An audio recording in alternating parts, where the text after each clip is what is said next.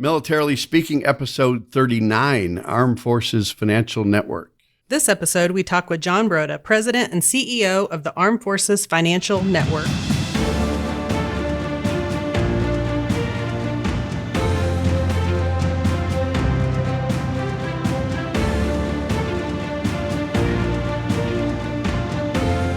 Might refer to them as AFFN as we go. So yeah, we're gonna say AFFN quite a bit, yes. Right? So we'll just say it's a lot easier. Welcome to Militarily Speaking, brought to you by Armed Forces Bank. This is Tom McLean, Jodi Vickery. It's almost like I said Tom McLean, Jodi Vickery. So and like you are one person. Yeah, I am the regional military executive for Armed Forces Bank, and Jodi is the executive vice president, director of military consumer lending, and that is so not true because you started just that say way. We'll work for food. I know. I think your resume would be just half as long as John Broda's, but I got to update my LinkedIn. Well, welcome to our show. We're excited to have you listening and learning about our guest, John, with AFFN. And John, I'm just going to take a minute and share your bio with our audience, if you don't mind. This should all be stuff that you're familiar with, but they won't know. Let's hope so. I know. If there's any surprises, do let me know, because that could be really interesting. We got checks and balances on this. Yeah, we tend to add things where we think it helps. So John Broda brings more than 40 years of industry experience to the AFFN organization. As president and CEO, he is responsible for business development, marketing, sales, service delivery to the global AFFN participant base. John has served AFFN and AFFN member participants for 36 years of AFFN's 37-year history. So you must be the resident historian, is what that tells me. He's employee number 2. Number 2. Yeah, I'm the resident old guy. I didn't say that. He joined AFFN in 2000 after a 14-year career with ADP EDS, now Fiserv. John served as Senior Vice President of EDS CNS. His career at EDS developed within the account relations management and client service organizations, entering the company as the customer service representative in 1987. Worked your way up. John began his career as a part-time teller in high school and continued working in banking throughout his college career, so he's a banker amongst us. Yeah. After graduation, he continued in the banking industry at the Morris County Savings Bank in Morristown, New Jersey. And during a successful progression within the retail banking organization, he was selected to co-manage the creation of the EFT department and launch the ATM program for the bank. John has earned degrees in advertising and public relations, along with business administration and management from Johnson & Wales University and Centenary College in Hackettstown, New Jersey. He volunteers on a number of industry oversight committees, religious community organizations, and most certainly veteran and military-focused charities. Welcome, John. That is a mouthful. You're a busy guy. We knew that before we asked you to be on. So we are honored to have you on the show, and thank you for taking the time to be with us today. Well, thank you, Jodi and Tom, and thanks for this invitation. And I can't say no to Armed Forces Bank. Notice he said he can't say no to the bank, not to Tom. That's an important distinction. Yeah, John's got the political aspirations to say the right thing. Just say what you feel towards McLean. So wait, back to Hackettstown, New Jersey, right? That's a fun town to say. Centenary College, yeah. So Cyclone, was that the mascot, John? It is the Cyclone, absolutely. I guess it is. It still is. Yeah, it wasn't. And then, so Johnson & Wales, I've gone to Rhode Island once. I think that's where it is.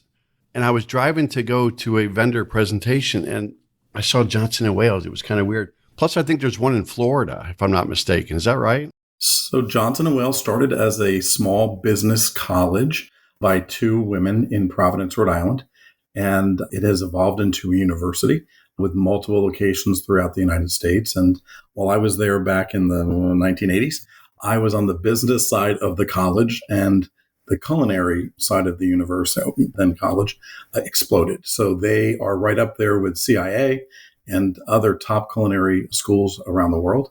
But Johnson & Wales grounded me and allowed me to begin my college career in a great town. You said culinary, right? Correct. So he's a foodie. Yeah. Well, I'm a business guy, but I enjoy food, and I'm I can cook. My mom taught me well. Again, he's going to one-up me this entire podcast. There's a spectrum of what I can cook means, right? Yeah, I can do PB&J too. We might have to dig into that later. Yeah. So, John, at the risk of cutting Tom and some more random facts off, I would love for you to just start by telling our audience a little bit about AFFN. They might not be familiar. So can you just kind of paint the backdrop of what AFFN is and what y'all do? Absolutely, Jodi. So the Armed Forces Financial Network, AFFN, is an electronic funds transfer network. We were founded back in 1985 at the request of the Department of Defense, U.S. Army Finance, and we're co-owned by the Association of Military Banks of America and the Defense Credit Union Council. If you ask my family and friends what AFFN is, most of them think I work for a government agency that I'm not allowed to talk about. But the best way it is, but the best way I can explain it is, look, we are the magic and the power behind our military banks and our defense credit unions, ATM and debit card program.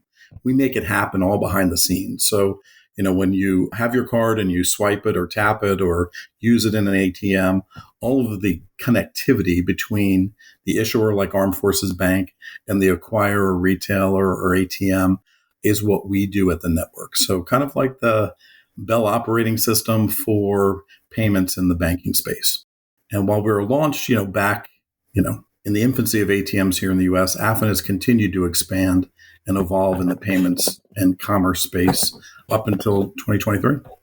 Ironically, my least two favorite topics in studies, math and technology, are the two disciplines I've dedicated my entire career here working at AFFN on the electronic side of banking. That's fantastic. So that's a plug for post-secondary education, right? Right. I should have you talk to my child who's leaving for college in 2 weeks.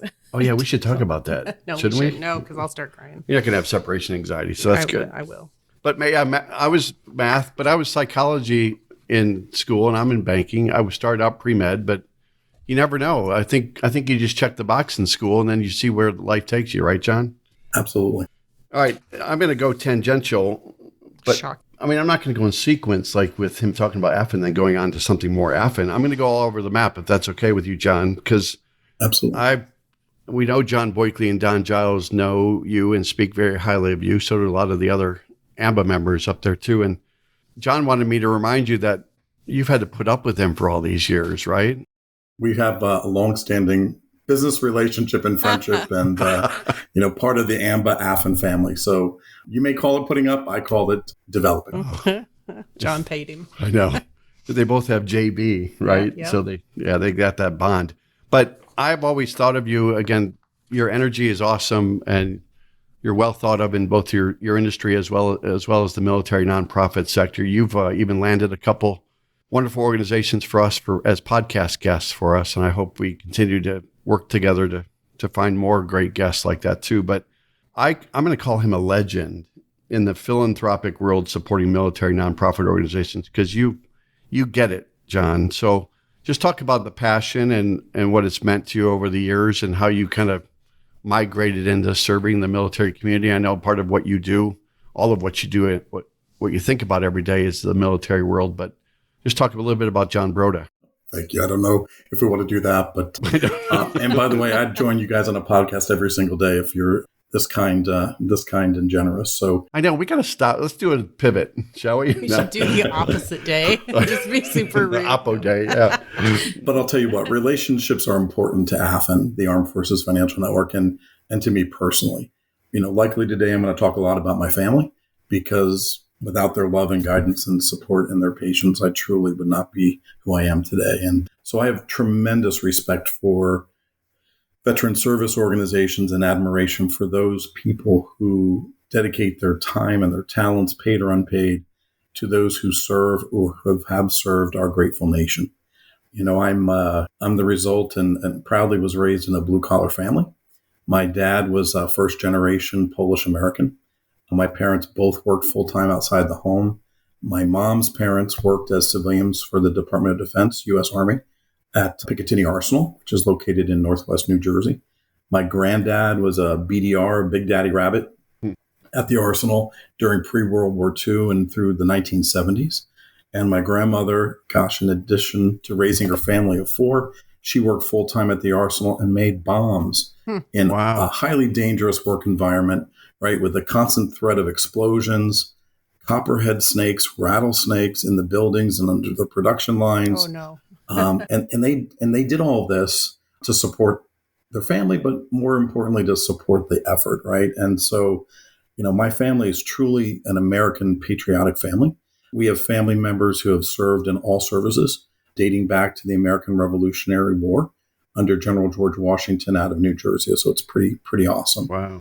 And I've been blessed with a family who led by example. And so teaching me amazing life lessons, but especially, gosh, the deep and loving respect of our military members, our veterans, and our military families. I grew up, again, parents, are Depression era children, right? And being blue collar, we lived paycheck to almost paycheck. I heard it. I heard the challenges with weekly paychecks and balancing of checkbooks and, the struggles. But I know that when there was a need in the family or in the workplace or a neighbor or the church member, my grandparents and my parents would be the first to step up, right? Opening up their homes, sharing what little resources they had. My granddad had an amazing garden every year. So I know produce went to neighbors and friends in need. Cash donations went out. Just truly amazing role models for me, and treating people like you want to be treated, right? By doing good and being kind. So that's the inspiration, I think, for me that came in my way of service, right? While I never had the honor of putting on the uniform, I certainly have had the honor to serve AFFN and our military banks and defense credit unions in your mission at home and around the globe. So connecting with the philanthropic side is one of our core guiding principles. Well said. Oh, I love that. I love that you've traced back all the way to the Revolutionary War. I mean, to George Washington. yeah, that's pretty cool. I didn't, but we have family members that Jodi did. was there. I would never have known. You could have totally taken credit for that. No, I won't. But we do have family. We have a book where it's published, and our ancestor and his widow, when he passed, with his pension approved by Congress. So it's pretty cool. Yeah, that's great. John, By the way, it's John, what's the name of the book? What's the name of the book? I don't have the book here on my desk. It's just the family. It's the book for the family ancestry of our ancestor who served. But amazingly, I'll go back and look at the year. So when I see you soon in Philadelphia, I'll show you the year. But I think his pension was something like $50 annually. Oh, gosh. That was awarded to his widow. In inflation times, what is that? That's $32. I'll leave it to the bankers here. I think we're net negative at this point, at least this year. So kind of to follow on that, I love that you shared kind of the passion and the upbringing that brought you to where you are. Before we started recording this episode, you were sharing some of your schedule and the number of days that you're on the road. How do you balance the day-to-day of doing what you do for AFFN with the good philanthropic work that you do, constantly being on the move and on the road? How do you make that all work, and sort of what keeps you ticking on that front? Yeah, that's the greatest challenge, I think, in my life, is the work-life balance, right? It's on every single mid-year and annual look back I do with my leaders and with the board. You just go with it, right? What works this week, what works this quarter, what works, for this year. And, prior to COVID, it was pretty crazy, about 250 days per year travel. It's scaled back, and now it's ramping back up. So for me, I just, my office is constantly with me, and I just have to make the most of time management and make sure I'm paying attention to the people in my life who need me at that particular time. And I think balancing all the hecticness of that is made easier because you've got a really solid why. Yeah. I don't think no is in John's vocabulary. I think he wants to say no a lot more than his heart tells him, but I'm the same kind of DNA that you have, that if something that you love and are passionate about, you end up wanting to say yes more than no, even if your calendar doesn't allow it. Absolutely. The Giving Tuesday military program, you've been a big fan of that, a big proponent. You're invested in that program. I think it's November 28th this year. Is that right? It is 117 days from now. But who's counting? Right. Why don't you tell us and the audience a little bit about the program and maybe how people can support it, or what the expectation is by earmarking that one day a year? Yeah, absolutely. Back in 2019, I was introduced to an amazing group of military spouses of the year from their respective services. It was while I was attending the DoD Warrior Games, and I was there supporting the Fisher House Foundation. Right. And these women had a shared vision to create an organization to lift up and inspire others. And, they, again, are military spouses, right? Active duty, and, they're just doing what they do. And they met with, some of their mentors and friends, and basically they decided to launch a nonprofit. But again, where's the funding? So through the AFFN Military Community Support Program and an AFFN matching grant, we actually granted them enough funds to create their own nonprofit. So we are tied to this organization in more ways than one. But by funding their legal expenses, they became a nonprofit, and bam, the magic is happening. Mm-hmm. So every year since 2020, I guess this is the fourth or fifth year for Giving Tuesday Military. It's that one day a year that, in our world, we focus on Giving Tuesday, right? It's the normal day-to-day Tuesday, right? Yeah, the normal day-to-day Tuesdays. But on that Giving Tuesday, it was really meant, Cyber Monday and gearing up for the holidays. And it was an organization with a message that said, let's see what we can do and raise funds for charity and organizations. But these women at Inspire Up had a different idea that, not everyone can afford to make donations, right? So what could we do differently, especially in our military and our veteran communities, to celebrate and honor these people? And so it could just be through random acts of kindness and goodness, right? Holding doors open, bringing in coffee for the first responders, dropping off donuts, at the guardhouse. So it became kind of more a social movement to celebrate goodness and kindness. And they've signed up program through ambassadors. And so whether they're military spouses on base or off base, at home or around the globe, it's grown. We I think had 140 to 150 ambassadors last year. Wow. Over 2 million acts of kindness. And we're doing it again this year. And so AFFN is the sponsor for this event, and we give them funding so that they can give ambassadors matching grants to do things in their community. So at AFFN, we honor every single Tuesday as Giving Tuesday, and we treat 28 November, which is in 117 days from now, the date that we bring everyone together, and it's truly to celebrate the culmination of this movement.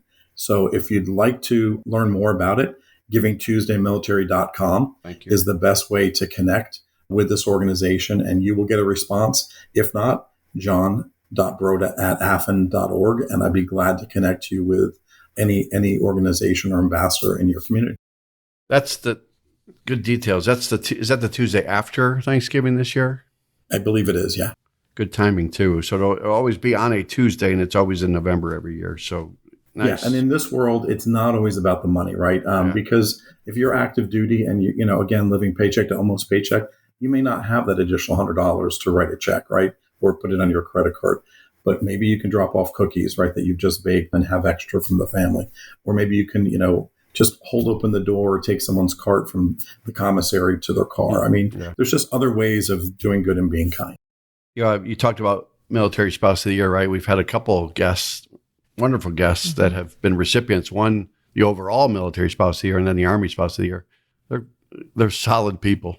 They're great patriots. Are. Yeah. So I want to say it one more time, givingtuesdaymilitary.com, right, John? Absolutely. Yep. I want to make sure we say that. It's kind of a good segue for this next conversation, because we at Armed Forces Bank are proud to be partnering with AFFN in the matching grant program. And John's been great in his busy schedule. He always seems to reach out and help us dot the I's on everything we're doing with that program. But go ahead and. Yeah, no, I mean, outside of the matching grants that you just talked about, can you explain to the audience a little bit more broadly about the matching grant program? I know, as Tom mentioned, we've supported that over the past several years. Maybe talk about why it was created and other examples of how you've done good work with that. Well, as I mentioned it earlier, we are co-owned by two organizations that represent banking for our military and veteran space. And the Association of Military Banks of America, AMBA, had a director, Mr. Wayne Andrews, and his wife, Danny Andrews. And Danny was a DoD school teacher down at Fort Benning, Georgia. And as I traveled and got to know them, and I traveled around the industry at trade shows and meetings, I would always pick up pens and calculators and backpacks. And once a quarter, I would ship them to her classroom. Wow. And when her students did well, they got to pick out of this box gifts, right? And, the family members couldn't afford possibly, but these kids came home with some pretty nice swag. And Danny called me one day. I was down in our offices in Tampa and said, hey, our students are going to be on CBS Morning News. And we turned it on and watched these little brave boys and girls, tell their story and salute and talk about how their parents are deployed. And most of those kids were single family homes. So their aunts and uncles and grandparents were, doing their time and helping raise the kid while their parents were deployed. It just tugged at my heart. And I went back and I called Danny and I asked to speak to her principal. And I coordinated with the principal that I could throw a pizza party for Danny's class, Mrs. Andrews' class. And driving back to the hotel, my grandmother's voice went off in my head and my heart and said, John, you can't do for one, you have to do for all. So I reached back out to Danny the next day. I'm like, Danny, I need to talk to your principal. And she's like, what is going on? And I said, don't you worry about it. I got this. And I spoke to the principal and I asked for permission. And she says, John, you don't even know how many students we have in the school. I said, I don't. It doesn't matter. Tell me what you need. I want to throw the entire school a pizza party. And we did. And I paid for it. And our president at the time, Dave Weber, my predecessor, he and I were talking about it. He was upset with me that I did it. Couldn't understand why. We were going fisticuffs back and forth. He said, look, I want you to submit an expense report. The company is going to reimburse you for this. And you've just created a program that will support our military banks and our credit unions who want to make decisions at a local level, boots on the ground, and how they give back in their communities. So from a single pizza party back 20 years ago to the end of last year, we've given back about $4.9 million directly to troops and their families through our bank and credit union partners, not to organizations that take money off the top, but truly down into the community. So I'm honored to have led the way here with this program. It means a lot to me personally because of the connection, and I've seen the good work that our banks and our credit unions do with the monies that we team up and distribute. I think at the close of last month's cycle, we're now over 1,014 grants have been awarded over those 20 years. And that's only one part of our AFFN military community support program. We also do corporate giving, where we donate to other organizations that are doing good work in our military and veteran space. And we also do the AFFN thank you cards, which are prepaid debit cards that we distribute to every single Fisher House from Landstuhl, Germany, right through the United States, through the states that they're in, and then down to Tripler in Hawaii. So each holiday season, we work with the foundation. We distribute cards, and then those Fisher House managers make sure that family members, active duty members, or veterans who are in those homes while their loved ones are going through treatment or recovery have a little extra for care and comfort items while they're staying in those homes.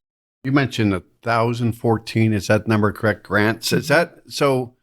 I know I don't know if there's a vetting process that you do, but typically you like to see the money go to military nonprofit organizations. Is that 1,014 unique and different organizations? Because there's 45,000 nonprofits in this country for military. But what's the process you use?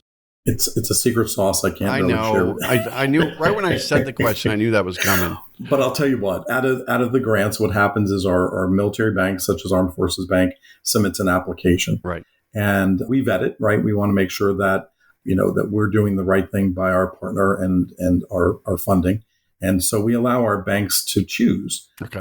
In the case with Armed Forces Bank in the past, it could have been the Fisher House, up in Washington State, or it could have been or Armed Services YMCA. We did one time, so they're correct. And the Veterans Community Project. So right, so every project, every year the applications differ. Some institutions like to support the same charitable organizations every single year. Some like to mix it up and have their staff, submit nominations and then they submit it. But I can tell you in all the years that we've done this, we've only turned down one grant application. Wow. And that's because the organization submitting it was not a member of our network and I couldn't afford it. Okay. Somehow they found the application on the internet and submitted it. But resourceful. But we honor all projects that our banks and credit unions stand for. Okay, so the front door to you is through the financial institutions. It's not like the nonprofits can knock and say, they'll probably have to go through the bank and build that relationship. And the bank then in turn would reach out to AFFN and make the play, right? Yeah, and that's the whole thing, right? We talk about the power of partnership. Yeah. You own the relationship in your community, your boots on the ground. If you want to work with an organization, a nonprofit, what are they doing in your community? Are they doing, things that could be, benefit by your depositors or cardholders? Do they bank with you, right? Yep. Because you want to do business with like-minded people. So again, we try to push that back down to our partners. And I don't think it's too much work to put together to then generate funds, right? And so we make the check payable to our bank partner, and then you all make the presentation. So if it's a $1,500 budget that you've put together, we'll match it up to $1,500, and that's a $3,000 donation to that organization, which, quite frankly, is pretty impactful. I love it. Yeah. After we presented the check recently, they just told me how that would be used. And, you don't think X dollars does X in response to that, but it's amazing that every dollar matters to these organizations. It absolutely does, especially if they don't have to go through the grant writing process and do some of this labor-intensive, cost-prohibitive kind of structure in applying for those funds. I'll piggyback a little bit as we talk about nonprofits too, is what advice can you give people, our audience, about getting involved in military nonprofit organizations and provide meaningful support to those organizations? I think Jodi and I, and probably everybody that listens, wonders, where am I going to donate dollars? Where am I going to volunteer? But is there some secrets or some guidance you can give to identify? No, there's probably a relationship and a connection, but anything from your perspective, John? Yeah, that's a great question. And I think, you look for the reputable organizations right within your community, because unfortunately, there are a lot of bad actors that stand up and want to take advantage of our aging population and then of the goodness and kindness of our citizens. So I would say vet that organization, look at, BBB, Better Business Bureau, look at the local Rotaries to make sure, is this a reputable organization? But look for that military and veteran and focused, organization, the VFW, the American Legions. And, how do you do it? Just like with the AFFN matching grant program and the military community support program, it was a grassroots effort, right? So, for citizens, follow your hearts, follow the passion, your passion of doing good and being kind. So if you're a baker or chef, think about doing meals. And is there a Fisher House in your community that you can coordinate making a meal? Do you knit or crochet? Are there hospitals that need NICU, baby bonnets and scarves and mittens, homeless populations and those living on the fringe, to award them a scarf or mittens, by putting a note in a Ziploc bag and hanging them on the fence near the soup kitchen. Again, find where your heart is leading you and work your talent and your passion. If you're musically inclined, how many military retirement homes or nursing homes or hospice organizations need volunteers to, play music and share their talents. So my suggestion again is always follow your heart, but follow your talent and follow your passion. I love that, especially when people, everybody nowadays, you're so busy, you're running from thing to thing. And if you're working to carve out time to do something like this, to find something that you can really get fired up about, doesn't make it kind of one more thing in your day. It makes it something that you look forward to at the end of the day or whenever you might be doing it. I think he could write a book just on those creative ideas he has. Like I never would have thought of that, John, about hanging something outside a soup kitchen like that. Yeah, we at our church in New Jersey, a soup kitchen is served there 6 days a week. And, I've seen men and women, in inclement weather show up with no boots, right? And no coats. And, members of our congregation, I know, would go inside for things that we've collected and bring it out to those recipients. And I know there was a knitting circle, part of one of their ministries, and they just continued to knit scarves and mittens and putting in a Ziploc bag with a note or a blessing. That's and then so cool. Hanging it and giving those recipients the dignity of picking out their favorite color or, something that would, just excite them. It was like just watching, folks take gifts out from under the Christmas tree. You talked about BBB and other vetting. Charity Navigator, I've stumbled across that. You probably know that, John, but it Absolutely. Gives up to 4 stars for that. And not that that's the holy grail and that's where that's the end all, but it's another piece of the due diligence that you do to make sure that it is a reputable organization. Absolutely. One more resource. I love the crocheting the baby I know. caps. My grandma does that. Put that talent to use when you're driving and taking that long trip with her again one time. She started crocheting when her son started driving and she had to wait up at night for him. It gave her something to do to stay awake. And here it is, how many years later? And what people do now is that you just go to TikTok. I know. Talk about that would be more productive what she does. Yes. Or do a puzzle. Radically more productive. Yes. Yes. So, this may be really hard to do, John, but out of all the different things that you've done and the organizations that you've partnered with and all the ways that you've described, is there a story or a couple of stories that have really just hit you in the heart and would be great to share with our audience? Wow. We Oh my got you on goodness. that one, didn't you? Yeah, We can talk there- for a long time on this one. Narrow it down to 38 minutes, will Yes. Well, let me know when you need to cut I'm me off. gonna order dinner. you? All right, too late, John. No, Well, go ahead. I'll tell you what, there are so many, right? And that in itself is truly a remarkable gift and a blessing. So, well, the Fisher House Foundation, Fisher House family members are near and dear to my heart, right? So I remember being at a Fisher House and we were serving a meal for family members as, coming back from the hospital and after, days of, just going back and forth.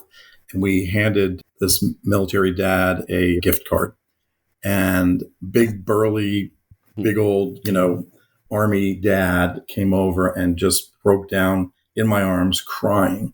And he says, "You don't know what this means to me." And I'm like, "Please, And he said, "No, my son is going through reconstructive surgery. They're taking parts of his body to reconstruct his skull. And my wife and I are commuting back and forth from home. And we just talked this morning about how are we going to afford to keep filling up the tank?" He goes, "This card, is just a blessing that we needed." And of course, between the tears and the hugs, he wound up with a few extra cards before I left that day. Wow. So that again, that was impactful because, again, what he's going through, what his son was going through, we were just one small blessing that he needed at that particular time. I love that story. I do too. Yeah. And again, working with the folks that Inspire Up, right? I have the opportunity to be creative and guide them and connect them with a number of people throughout the United States. And I got to do it with my own family, which is even more special. So Inspire Up wanted to get in on the ground floor level in the educational realm to teach goodness and kindness. So I just happen to have a cousin who is an awesome teacher at Byram Lakes, New Jersey Elementary School, and their leadership team and got permission through their Board of Education to create the 4th grade kindness club. So we launched it this past year. So a shout out to Dr. Peter Morris and my cousin, Mrs. Allison Andrews, who implemented this vision. And they created this club, and AFFN provided them a matching grant. And then every month during the school year, they did a service project that helped inside the school to teach other students to be good and be kind. And then outside in the community to serve the veterans home that's nearby. They did a NICU project. They did a cancer hospital project. So that was a way that I got to work with a family member that I wouldn't necessarily get to work with, and to see the young people so excited about doing good and being kind. And when we launched this, it was on Veterans Day, and we had a general from the United States Army National Guard come in, and the students had the presentation. In the military space, military challenge coins are big, and I taught the kids about what it is, the symbolism, how to coin the general. And so prior to the general coming on site, we got to create kindness challenge coins, and the kids got to color them and laminate them. And they had representatives come up in front of the whole auditorium and coin the general. And I'll tell you what, it was quite moving. And he was going to take all the coins that he had been coined and the bags that they created back out to his units and to spread kindness. So yeah, it was just a great opportunity for me. So again, shout out to Dr. Morris and Allison Andrews, and go Rams. That's so awesome. That's probably that general's favorite coin he ever got. I know. It's one of mine. Yeah. Absolutely. Yeah. I promised Steve and Andy, I just say Steve and Andy. I always do that sometimes, John, right? Just put a plug in. I also wanted to play a game with you one time, John. I would say a nonprofit, then you'd say nonprofit, then I'd say nonprofit, and see who broke first and couldn't come up with one. But I'm going to say I'm going to lose to you, so I'm not going to do that game with you. Put $1 on John on but that one. As we talk about Steve Lepper in particular and Andy and what they do at the Association of Military Banks of America, we both know that organization very well. And again, I think for the audience, probably a cursory look at that organization. You've been involved with it for many, many years, and talk about maybe the mission of AMBA and how that organization plays in the military space. Yeah, so for 38 years, I've been engaged with Armed Forces Bank, but also the Association of Military Banks of America, AMBA. You said it. Yeah, but it's true. I mean, between Armed Forces Bank, AFFN, AMBA, military acronyms, banking acronyms. A lot of A's in that one. Yeah, we're all interrelated. But In the phone book. AMBA is a truly unique organization. I think I am now on my 4th or 5th leadership of that organization over 38 years. And, it's an organization that represents military banks who want to do business, with the Department of Defense, with the military services, on installations at home and around the globe. So they are kind of a special interest organization that works alongside of our banks to make sure that they're complying with not only the rules and regs of banking in the United States, but also as it intersects to the Department of Defense and military services. They also have their own organization. While they're co-owners of AFFN, they also do tremendous work in the military and veteran space, developing programs for our AMBA banks and defense credit unions as well, and also a good amount of philanthropic work as well. John, tangential for you for a second, and then we're winding down our conversation, but I had to call like 438 people and send 9,000 emails and go to different social media sites to find out who John Broda really is, right? And I got nowhere, but I got 2 nuggets. Okay, you ready? Sure. You went on a safari recently? I have been on safari in South Africa. Yeah. Okay. And the other tidbit is, what is a mini Bernedoodle / who's Patty Corkers? Wow, you really have been working. Yeah, he's kind of creepy like that, John. I don't have your social security number yet, but I heard a lot about Patty from more than one person. So Patty means something to you. He does. So starting with safari, it's probably the only vacation I've never wanted to come home from in my entire life. That was back in 2018. We have very dear friends here in the United States who are South Africans, and they have family back there. And so they were doing a family trip and asked if we would like to go with them. So we were treated like royalty. And in fact, tomorrow I'm heading to New Jersey, and a good number of their relatives from South Africa are in New Jersey, and we're having a very big cookout, and I get to get reunited with them. But and with with your culinary skills, watch out, right? Hey, absolutely.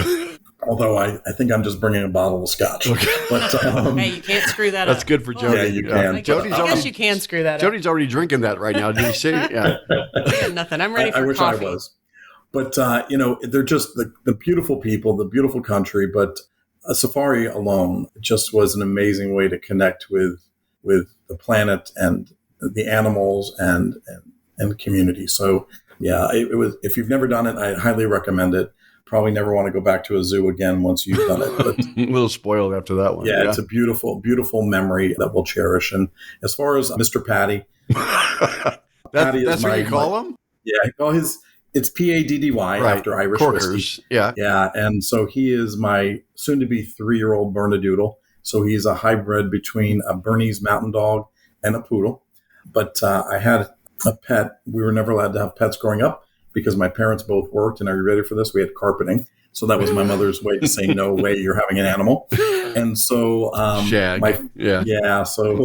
Green shag to be exact. Wow. But so I had one pet named Regan for 17 years, a Jack Russell, a great long life. And Regan was my mom's maiden name. And so coming from a family, both on the Polish side and the Irish side, there's a lot of Patricias and Patricks and Pattys and Trishas and Trisha Ann and you name it. And so there's a joke in our family that, what's this one named, right? So I said, well, the next pet I'm going to get will be Patty if it's a boy, Paddy, or Patty, Patty if it's a girl after my mother. So yeah, this animal, he's quite the horse, a mini Bernedoodle.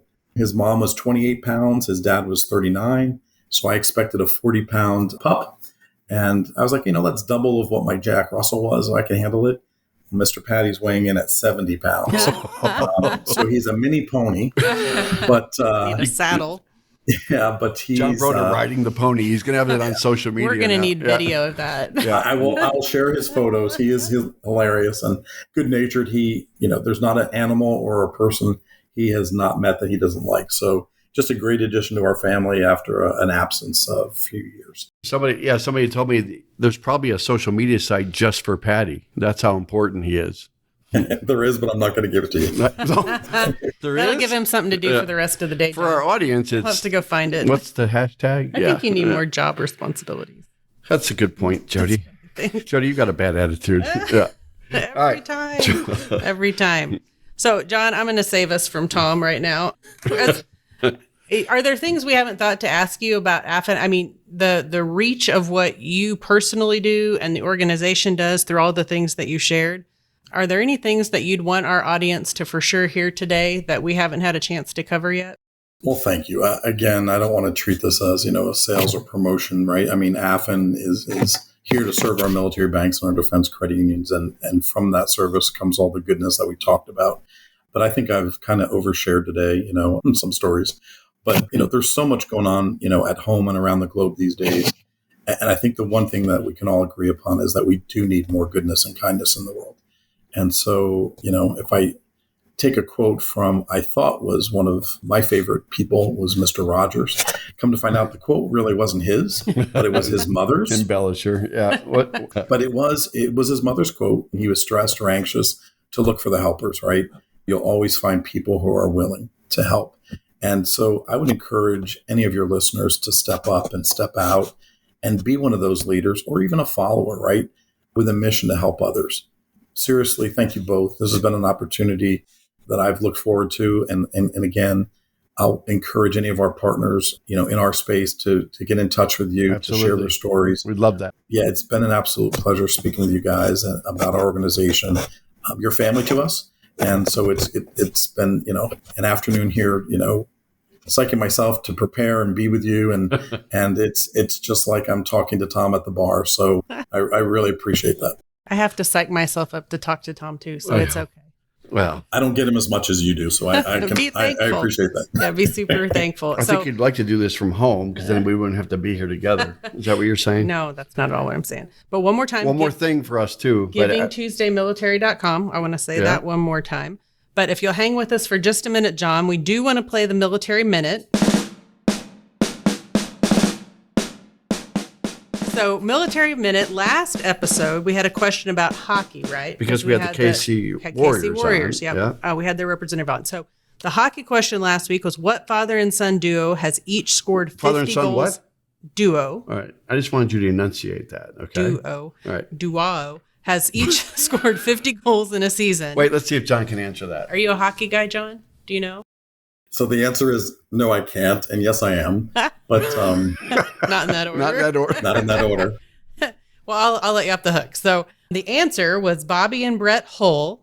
So if you answered that correctly, if you were a hockey connoisseur, is that what they call it? Or just Google. Or you're just great at the Google. Yeah. And you commented that on our last podcast episode. Watch for an announcement to see if you were the one selected to win $50 for you and $50 for a charity of your choice. And so this week's Military Minute, we're bringing it back to John. Tell John not to answer the question. Oh, yeah, you can't answer this, John. So, yeah. Okay. Yeah, no hints either. But we're bringing it back to John, and something you may have heard today or something you could probably find if you didn't pay close attention. It's about his educational background. Ooh. So what are the first names of the founders of Johnson & Wales University? Don't answer. I just like the two names. That's why I threw that question there. And it just so happened to connect back to his education. No hints, nothing. So if you know the answer, 2 syllables for each, or you can find the answer when we drop our podcast, make sure you enter what you think the answer is, and you might be selected also for $50 for you and $50 for a charity of your choice. And you do that so well. I know. What, cut you off? Well, you sound like an infomercial at 2 a.m. It's so soothing. I've never been accused of that, but I want to say thank you one more time, John, for spending some time with us this afternoon. I know I've really enjoyed it. You're quite welcome. And if I could to recover, since I couldn't answer that hockey question, but I'll tell you what, since my question, I know the answer.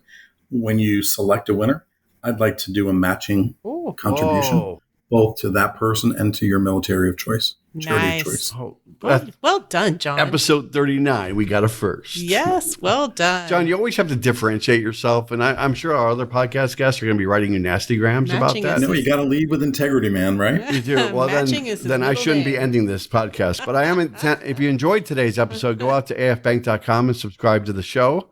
Also, make sure to rate us or leave us a comment, even if it's negative about Jodi, on your favorite podcast platform, such as Apple Podcast or Spotify and YouTube. Awesome job, John Broda, and I am so glad it was worth the wait because I know You've been giving us names, but you succumbed to join us on the show not knowing what to expect. But I'd say he did pretty well. Yes, 10 out of 10. Yep. Well, thank you. Thank you both. And I'll see you in a few weeks in Philadelphia. So, yeah, safe travels to Jersey tomorrow, and we'll see you later this month. Take care, John. Awesome. Thank you. Thank you, Jodi. All right. Thank you. Bye-bye. Bye.